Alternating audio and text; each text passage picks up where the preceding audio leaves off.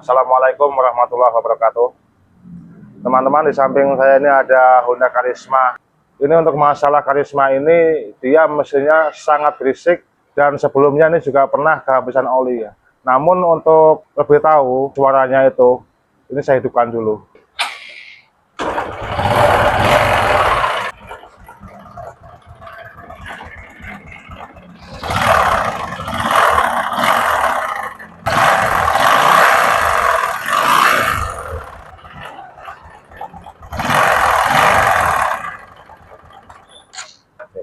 Ini untuk suaranya itu, dia di bagian mesin tengah ya, di bagian blok, antara blok sama crankcase.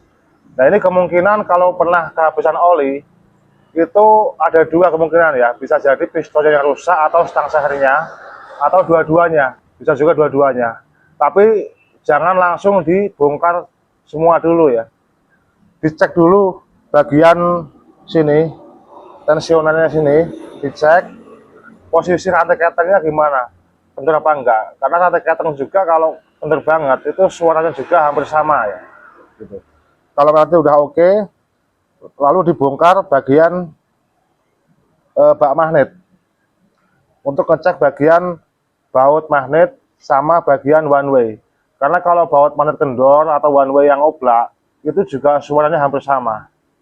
Jadi supaya nggak langsung diturunkan semua. Nanti kalau udah dicek sini udah oke, nggak ada masalah, baru buka bagian blok sama head.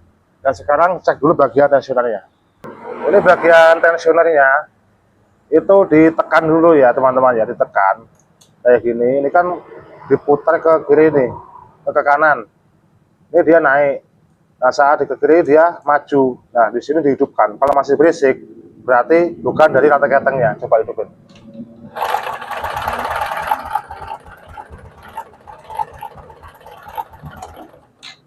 Oke, ini udah ditekan, masih berisik. Sekarang dibuka dulu bagian bak magnet untuk ngecek bagian baut yang ada di magnet, sama untuk ngecek one way-nya oblak atau enggak, bautnya oblak atau enggak. Sekarang dibuka dulu. Dan ini untuk bagian magnet ya. Ini bautnya ini aman, nggak ada masalah. Di sini masih oke, masih kenceng. Dan bagian one way juga ini nggak ada indikasi oblak. Nah di sini di bagian crankcase ini, di sini banyak bekas flek oli teman-teman ya. Nah ini yang warna hitam ini. Nah ini residu oli mesin teman-teman. Jadi kalau motor atau mesin ini kalau kehabisan oli, olinya itu akan hangus, teroksidasi, akhirnya jadi residu, nempel ke bagian dinding sini semua. Ini yang mengakibatkan mesin jadi menghitam kayak gini. Gitu. Nah ini bagian magnetnya udah oke, nggak ada masalah. Sekarang langsung aja dibuka bagian head cylinder sama block cylinder untuk mengecek bagian piston, sekaligus mengecek bagian komponen camshaft atau bagian komponen head cylinder. Ini untuk bagian mesin sudah dibuka ya. Ini untuk bagian bloknya, blok sehernya ini termasuk masih bagus ya teman-teman. Sudah aus tapi belum begitu parah ini. Sebenarnya ini kalau untuk blok mesinnya kayak gini itu suaranya belum berisik harusnya. Walaupun dia ngebul itu nggak ada suara berisik. Karena untuk pistonnya juga masih lumayan. Ini pistonnya masih bagus. Cuman dia gosong aja. Kalau untuk teksturnya dia belum ada garisnya yang parah ya di bagian dinding pistonnya ini. Termasuk bagian head cylinder. Ini noken asnya juga masih bagus juga. Untuk bagian bearingnya ini belum begitu bunyi, masih halus lah intinya. Termasuk bagian klepnya ini masih bagus. Di sini setelah dicek, ini bagian stang sehernya, ini bagian stang sehernya yang oblak teman-teman. Ini oblaknya parah. Ini harus dibongkar total mesinnya teman-teman ya. Nggak bisa dibuka setengah. Ini kalau stang udah kayak gini, ini nggak mungkin nggak dibongkar. Nanti malah kerja dua kali. Nah sekarang langsung aja dibongkar mesinnya. Ini teman-teman ya.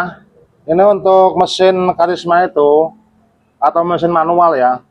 Untuk membuka stang seher itu buka dulu bagian kopling otomatis sama kopling manualnya. Nanti baru bisa mengakses bagian stang seher. Nah sekarang langsung aja kita buka semuanya komponen yang ada di bagian bak kopling.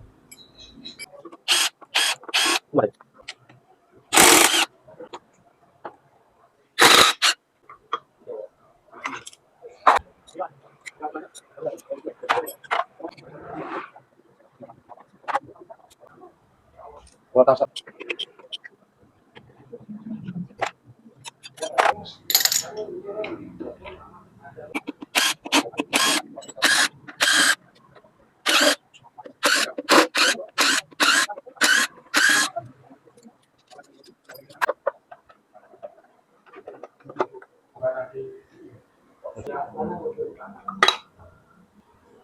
Ini untuk bagian stang sehernya ya.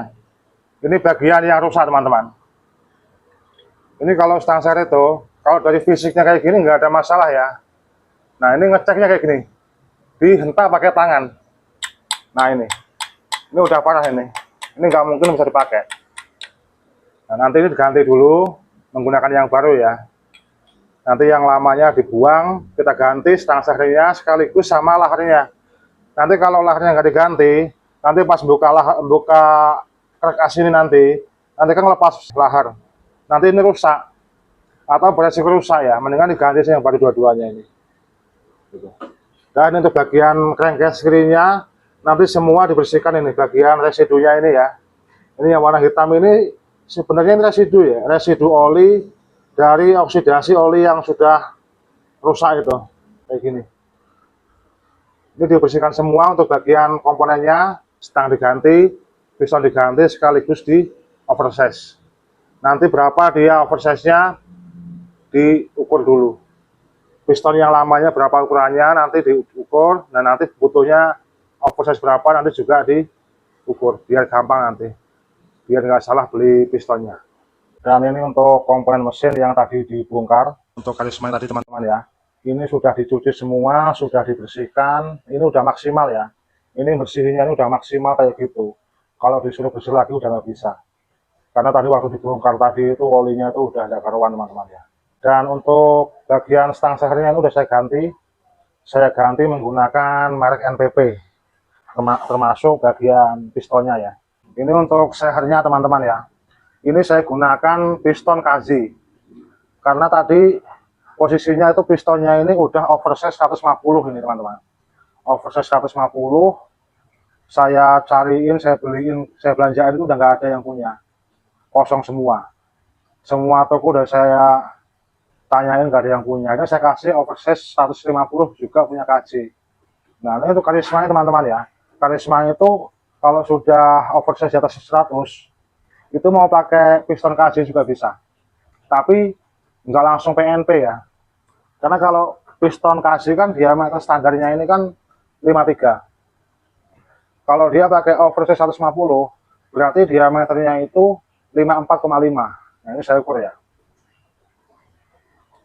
Nah ini untuk diameternya itu ini 54,5 untuk KJ kayak gini nih. Nah ini 54,5 karena dari awalnya dia udah 53, setiap oversize kelipatan 50 itu naiknya setengah mili.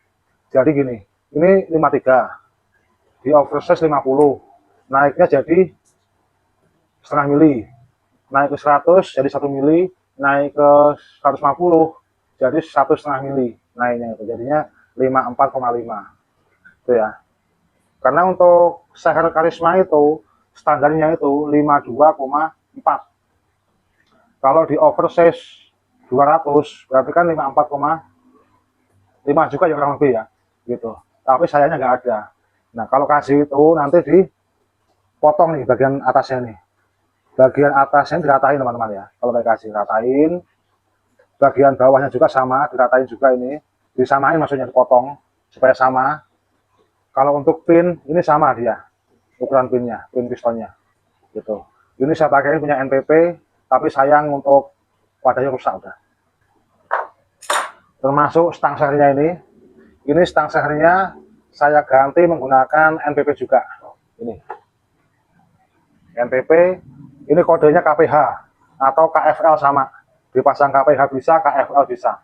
Ini untuk bagian stang sehernya ini. Termasuk laharnya saya gunakan NPP juga ini. Kayak gini. Sekarang langsung aja saya pasang. Yang pertama dipasang itu bagian stang seher teman-teman ya. Ini sebelum dipasang dilumasi dulu menggunakan oli supaya nanti gesekannya itu nggak begitu keras waktu awal dihidupkan mesinnya. Ini dilumasi dulu menggunakan oli kayak gini, nah, baru dipasang. Nah, lalu yang kedua dipasang bagian transmisi.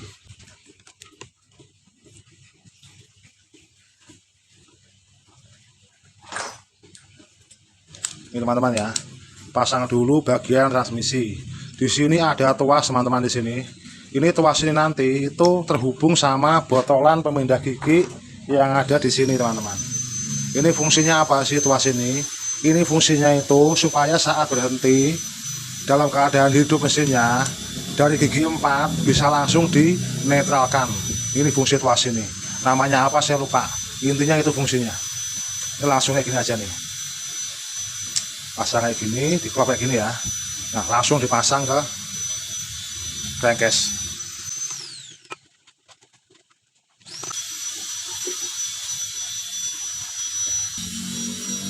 Setelah transmisi baru dipasang bagian tuas pemindah gigi yang dua ini teman-teman ya. Ini dipasang dulu, baru nanti dipasang botolannya. Di sini ada pin mengunci sama yang buat pemindah gigi. Kalau saya namanya ini botolannya lah, itu aja ya.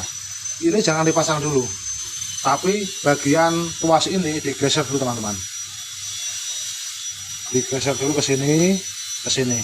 Nah, setelah digeser baru dipasang ininya, botolannya. Pasang ke sini, baru diangkat bagian tuasnya ini, dimasukkan ke dalam botolannya ini.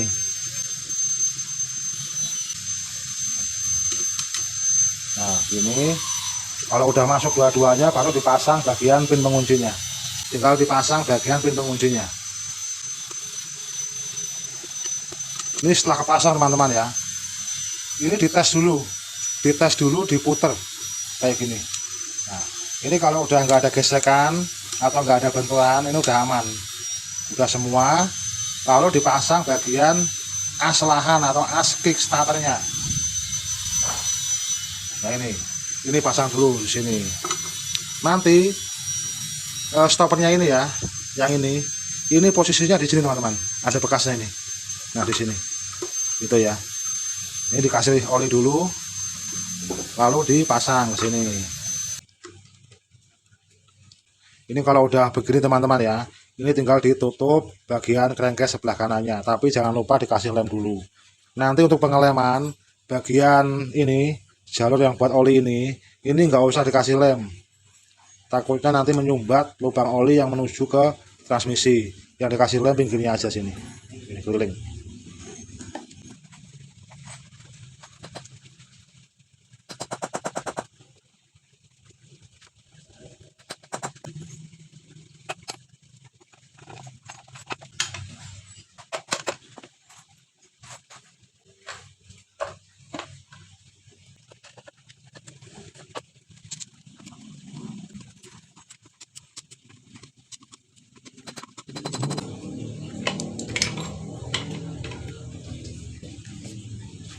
Nah teman-teman ya, untuk pemasangan bagian transmisi sama bagian pros engkol atau kruk asnya udah selesai. Sekarang dilanjutkan ke pemasangan komponen bak kopling teman-teman ya. Yang pertama pasang dulu bagian stoppernya ini, tulisan out menghadap keluar, pasang dulu ke sini. Lalu dipasang bushingnya ini pasang dulu. Lalu dipasang pegasnya. Pasang pegasnya lalu dikaitkan ke sini. Udah. Oke. Selanjutnya dipasang bagian gigi matahari untuk stopper pemindah giginya yang ada di sini. Di sini ada pin 2, dipasang dulu.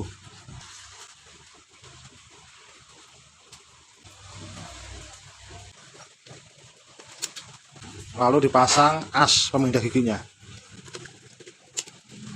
Setelah dipasang pemindah giginya, pasang tutupnya teman-teman ya di sini. Ini setelah komponen tuas pemindah gigi dipasang semua ya, sekarang dilanjutkan ke pemasangan bagian gigi penghubung ke pompa oli. Jangan lupa dipasang dulu sepinya yang kecil ini teman-teman. Nah ini pasang dulu di sini. Lalu pasang bagian giginya. Nah, setelah itu pasang bagian pompa oli teman-teman ya. Jangan lupa bushingnya dipasang dulu nih.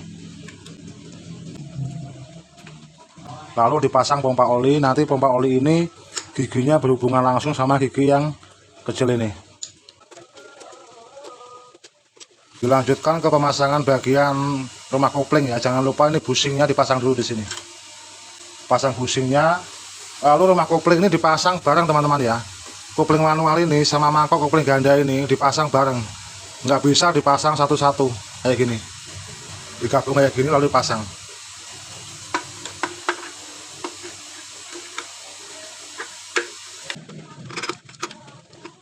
Setelah kepasang bagian koplingnya teman-teman ya, sekarang pasang bagian kampas kopling sentrifugal. Ini namanya itu kampas kopling sentrifugal teman-teman ya. Ada yang bilang kopling ganda, ya sama aja lah, tapi intinya ini kopling ini bekerja dengan cara sentrifugal. Kalau yang ini kopling manual. Nah, ini kita pasang dulu bagian kopling sentrifugalnya.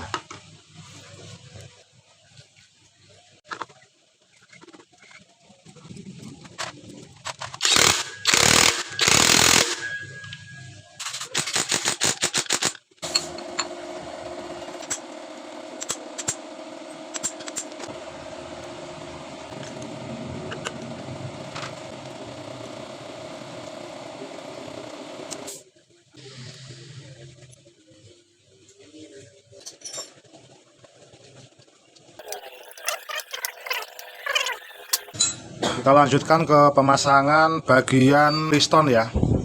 Untuk bagian piston ini karena piston KZ teman-teman ya, mentok, jadi saya gerinda. Tandanya nggak ada, tapi di sini saya tandai di sini ya, pakai garis gerinda ini. Ini posisi in, ini posisi X, itu aja. Posisi in itu ring oli ya, ring oli ini jangan lupa posisinya ke atas, ke in, gapnya ini sambungannya, sini sama sini. Untuk untuk yang ring olinya. Kemudian yang paling penting itu ring kompresi teman-teman ya. Ada dua ring kompresi.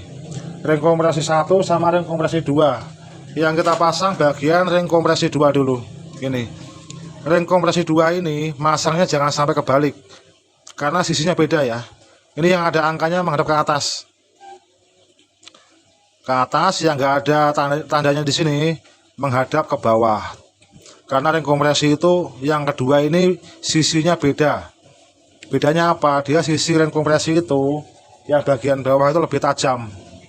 Karena fungsinya untuk membilas oli yang ada di dinding silinder. Kalau ring kompresi 1 itu terserah mau dipasang bola-balik sama. Tapi di sini ada tanda juga. Ikuti aja tandanya. Kita pasang aja. Tandanya menghadap ke atas. Untuk sambungannya jangan lupa ring oli tadi menghadap ke in ya, sambungannya ya, ke atas. Ring kompresi menghadap ke bawah sambungannya. Nah, di sini. Sini sama sini. Jangan sejajar.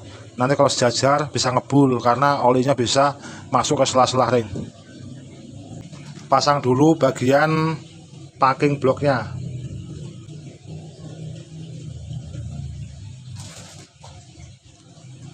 Ini packing blok saya double teman-teman ya. Soalnya ini pistonnya itu KZ itu lebih tinggi. Daripada resiko nanti mentok, mendingan saya double langsung kayak gini aja.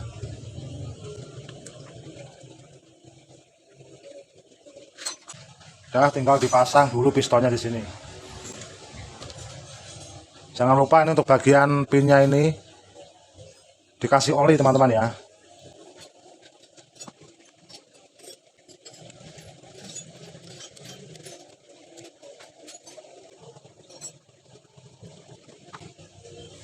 Lalu dipasang bagian blok silindernya. Jangan lupa ini dikasih oli juga.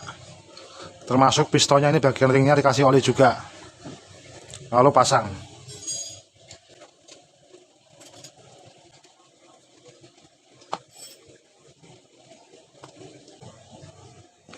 Lalu pasang dulu bagian lidah tensioner sebelum dipasang head silindernya. Termasuk yang bagian atas ya, ini dipasang langsung juga.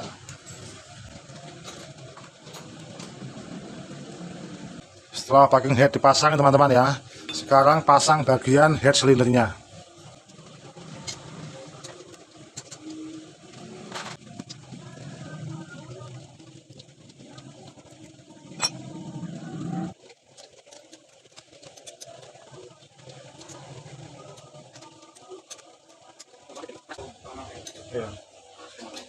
dilanjutkan ke pemasangan bagian rantai timing ya, atau rantai mesin. Untuk pemasangan rantai timing ini, posisikan dulu piston dalam posisi TMA, ditandai dengan pin di crankshaft ini ya. Ini lurus sama titik yang ada di dinding crankcase ini, termasuk bagian noken as. Noken as ini posisinya netral ya. Ini bisa digerakkan, posisi klep semua menutup kayak gini. Ini udah posisi top. Sekarang tinggal dipasang rantai ketengnya.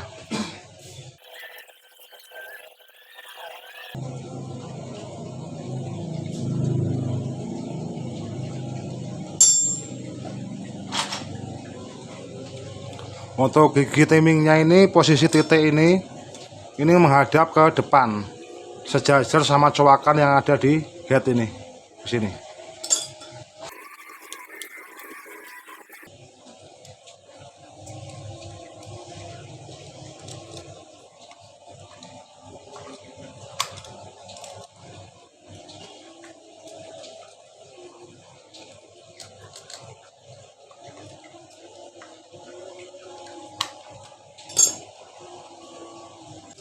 Setelah dipasang rantai timingnya teman-teman ya, ini jangan dikencangkan dulu baut ini. Baut ini yang penting diratakan dulu, tapi dipasang dulu bagian tensioner atau tonjokan keteng ini. Dipasang dulu. Tujuannya apa? Supaya tekanan rantai ini rata. Lidah ini menekan rantai itu rata. Nanti kalau dikencangkan pakai impact, ini nggak lompat nanti rantainya. Pasang dulu nih, diputar dulu ya ke kanan supaya dia mundur. Pasang dulu nih packingnya. Nah, ini sambil diputar ke kanan.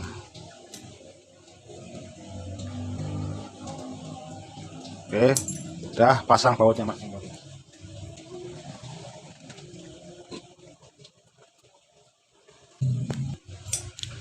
Udah, baru sekarang bagian baut ini dikencangkan.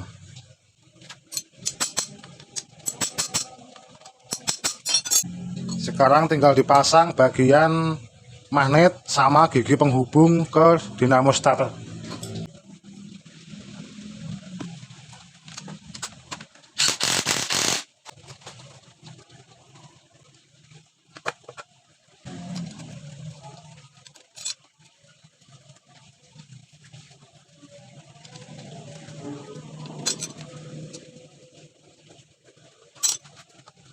Ini udah semua teman-teman ya.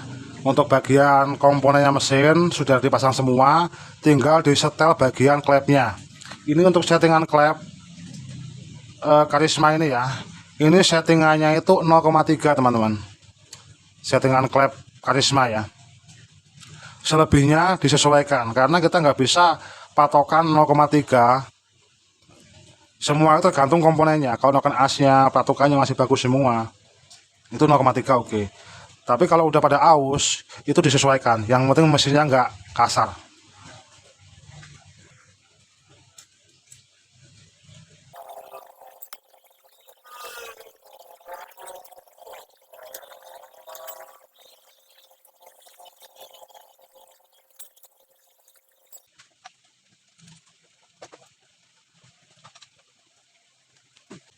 Ini sudah semua teman-teman ya.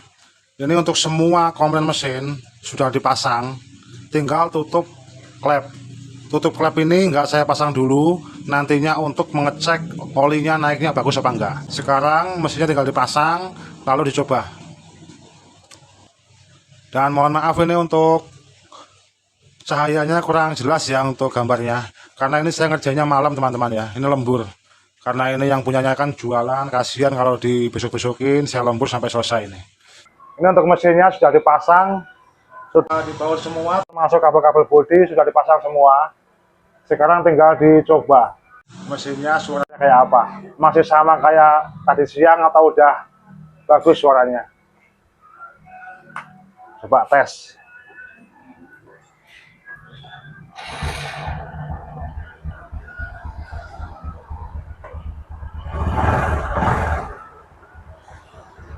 Ini untuk suaranya udah jauh teman-teman ya. Ini suaranya udah empuk kayak letong ini ya. Nah, udah kayak baru lagi. Karena ini hampir komponen utamanya itu diganti semua.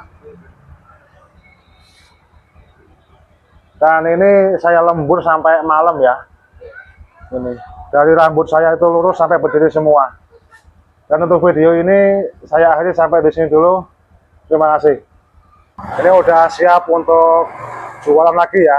Nah ini gerobaknya tadi seharian kosong teman-teman ya.